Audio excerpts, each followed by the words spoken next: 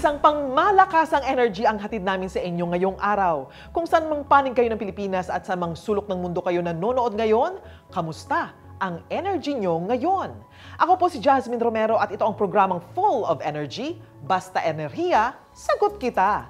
Siyempre, hindi pwedeng mawala ang ating source pagdating sa anything about energy. Kaya kasama po natin ang Director ng Energy Utilization Management Bureau ng Department of Energy, Mr. Patrick Aquino. Hello, Director Patrick. Kamusta ang energy level mo ngayon? Hindi mo na kailangang itanong pa, Jasmine, dahil para sa ating mga ka-energy na nakatutok ngayon 100% ang energy ko. Sa episode natin ngayon, pag-uusapan natin ang iba't ibang pinagmumula ng ating enerhiya at ano ang halaga nito sa ating mga Pinoy.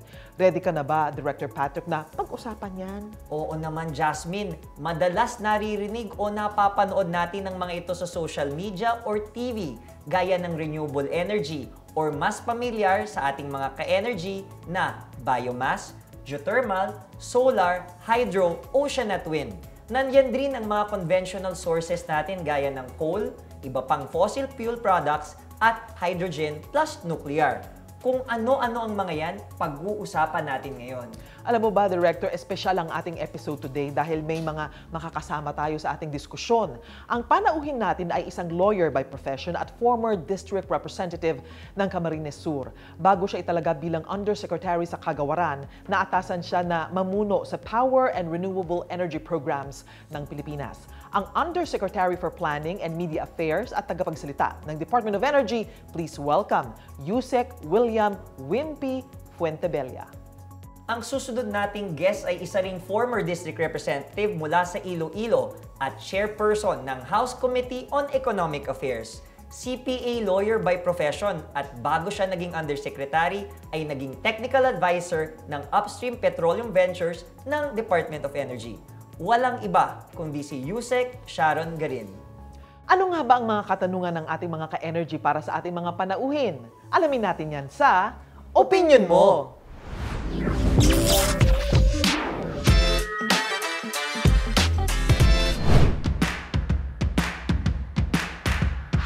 Hot topic ngayon ang pagpapakabit ng Solar Photovoltaic System o PV system. Dahil sa halagang 99,000 pesos hanggang 140,000 pesos, may access ka na sa solar energy.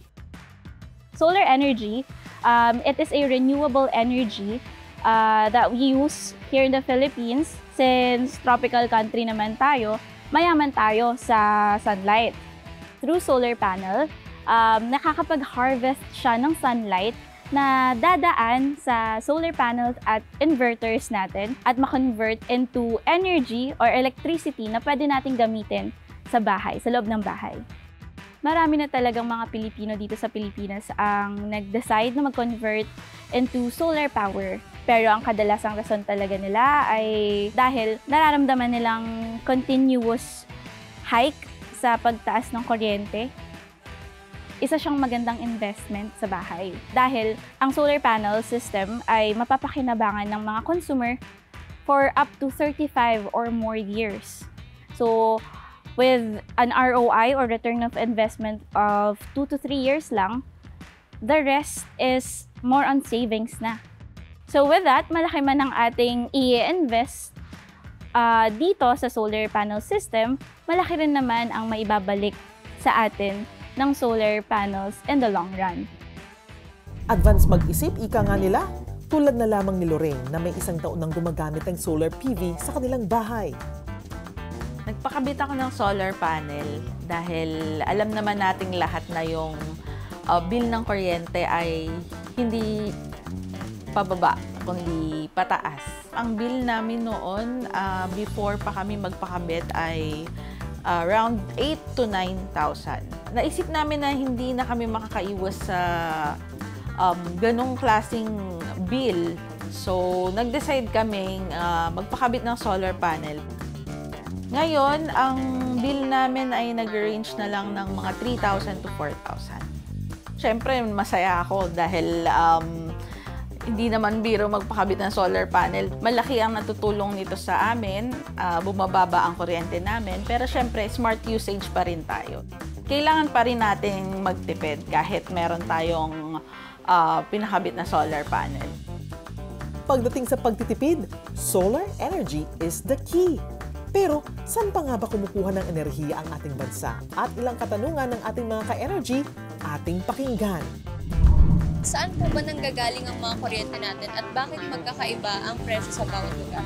Paano po kami may involve sa mga projects and programs ng ating government to ensure sustainability ng ating bansa? Madami po akong nakikita sa social media na marami po tayong solar farm po ba yun?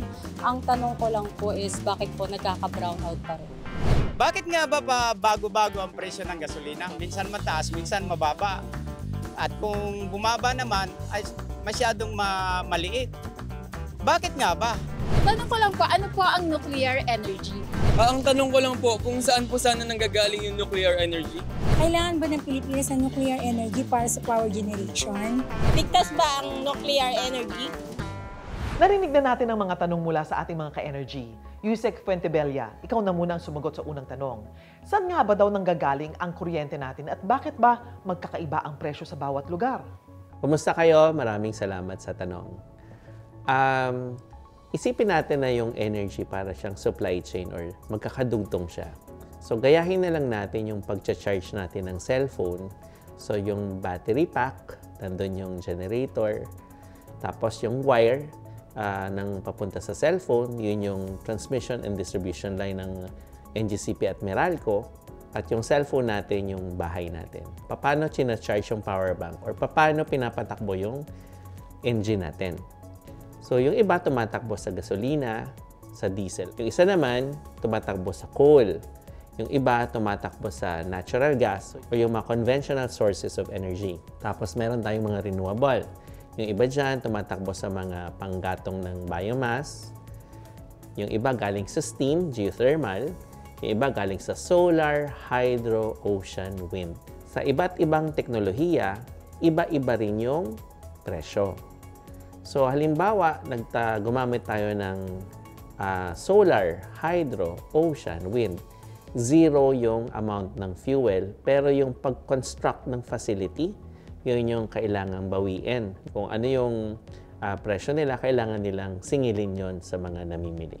Kaya iba-iba siya. Yung nakontrata ng Meralco ay coal plant, may halong solar, may halong hydropower.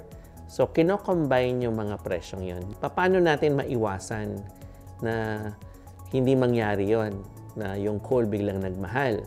So, ang tinatawag dyan, ida-diversify natin or dapat iba-iba yung sources natin para pag nagtaas yung isa, meron tayong pwedeng puntahang iba. Kaya pinasok natin yung natural gas, pinasok din natin yung mga solar plants, pinapasok natin maraming hydro plants, pangalawa tayo sa buong mundo sa geothermal. So, generation charge, yun yung sa power plant, sa power bank. Yung transmission charge, tapos yung distribution charge. Meron pang mga ibang charges tulad ng buwis, tulad ng mga subsidies natin. So, ganyan po ang pagsingil sa atin ng kuryente. Yusek, paano nga raw ba mai-involve ang mga estudyante sa mga projects o programs ng gobyerno to ensure sustainability sa ating bansa? So, bilang estudyante, tatanungin natin, pag ginagamit nyo ba yung laptop, siyempre, gumagamit tayo ng kuryente. Pero pag hindi ba natin ginagamit, do we turn it off properly? Yung ilaw, do we turn it off pag hindi na ginagamit? Dapat efficient tayo. So kung aalis tayo ng matagal, mas magandang i-unplug na nga siya. Kasi meron pa rin siyang phantom load or gumagamit pa rin siya ng kuryente. At pag nasasayang yung energy, hindi tayo nagiging competitive. At ano yung importance ng energy efficiency at paano siya nakaka-contribute sa pag-preserve ng ating kalikasan. Yusek, marami kasi sa social media ang nagsasabi na may mga solar farms tayo pero pagdating ng summer, bakit nagba-brownout pa rin? Minsan ang diferensya nandun din sa generation or nandun sa solar farm. So dapat nga i-combine siya sa iba't ibang mga sources at nababalanse. So, paano nagkaka-brownout? Pag naputol yung daloy ng kuryente, papunta sa ating mga bahay, nagkakaroon siya ng brownout. Pag nakita na naman natin na yung buong syudad brownout, ibig sabihin nun, transmission ng issue. Or merong planta na bumigay, yung power plant, na kulang yung supply. So, yun yung mga pwedeng nangyayari. So, yun po yung mga paraan para ma-analyze natin kung bakit nagkakaroon ng power interruption.